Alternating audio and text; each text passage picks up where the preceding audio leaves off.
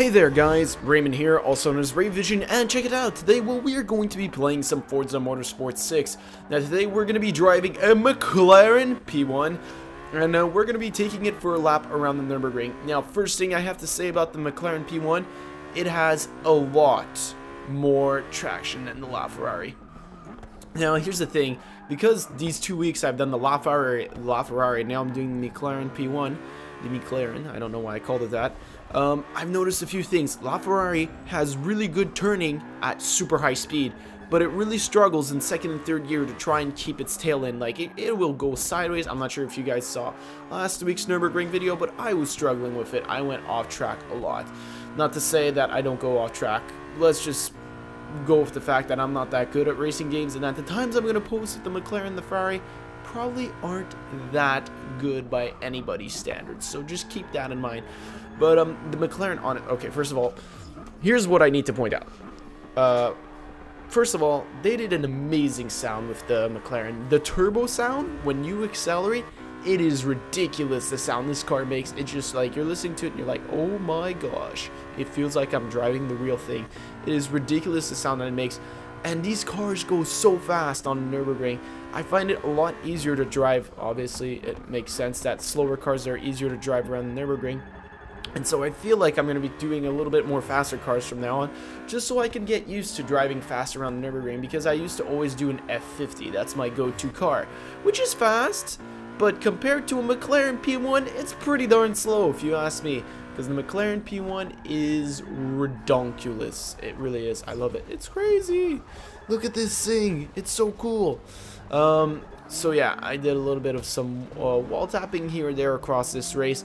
And here's the thing, I mean, like, I know I'm not the best racer in the world, guys. It's clearly that, but by having me race every time, at least it's a stable benchmark for how bad each car is or how good each car is. I'm just kidding, all these cars are amazing. I find, okay, this is my personal opinion, I may be completely wrong, but acceleration-wise, I feel like the LaFerrari is a little bit faster when it comes to brute force accelerations. In the low-speed turns, the LaFerrari has the disadvantage, but in the high-speed turns, it is the McLaren, I feel, that has a disadvantage. When driving the LaFerrari and trying to do a high-speed turn, it just gripped, and it turned really, really quick. The McLaren gripped, but it did not have as much steering response as the LaFerrari did, which is definitely something that I found interesting here, getting some sick drift points with my McLaren, because, you know, that's always cool. But, yeah, that's what I think about that. Or else, not much has been going on. Honestly, Forza 6, I love it. I haven't gotten a chance to play a lot of it, and I know it sucks, mainly for me, because you guys get to play it probably. Hopefully when Christmas comes around, I get to play more of some Forza. Or else it's just studying, and then on weekends record, and then study. Welcome to my life, guys. It's so exciting. I know. Me, myself, and I is what's happening right now. No, it's not. So, apart from that, this car... Okay, so you have to understand, ever since I had seen the Top Gear review of the McLaren P1, this car I have been in love with. And I don't know why, but I have been in love with it ever since Jeremy Clarkson reviewed the P1. The 918 review was really cool. I love the car, and so was the LaFerrari, but nothing was just as, like, I saw the P1 and I was like, that car is amazing. And in my head, it's still like, it still stays McLaren, Porsche, Ferrari.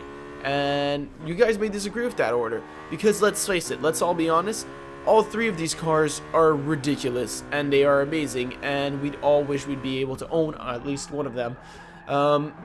The only difference between which one you think is better, honestly, is probably personal preference, because that's what it is for me. I prefer the McLaren just because I don't know why, I don't know how to describe it, but I do. And someone might prefer the 918 because they like Porsches, or there's something about that 918 that just screams out to them. Or they prefer the Ferrari because their name is Marco Vitti, bro, and he's just a Ferrari, an Italian guy. So that is how I like to think about those three cars. And honestly, they're really cool. I'm kind of sad that there is no 918 in Forza 6, but maybe they'll add it eventually, maybe they won't. I don't know. We'll see how things go along. They added it to Forza Horizon 2 at some point, so I mean, like, it's not impossible, but it might not happen. We'll see how things go. Oh, I broke my windshield. Oh boy. Can't believe I did that. I'm just kidding. I didn't break my windshield. Here's the thing. When you're driving interior view in this game, anytime you hit any walls, it is a pain. Because if your windshield breaks, it just makes driving so much more difficult.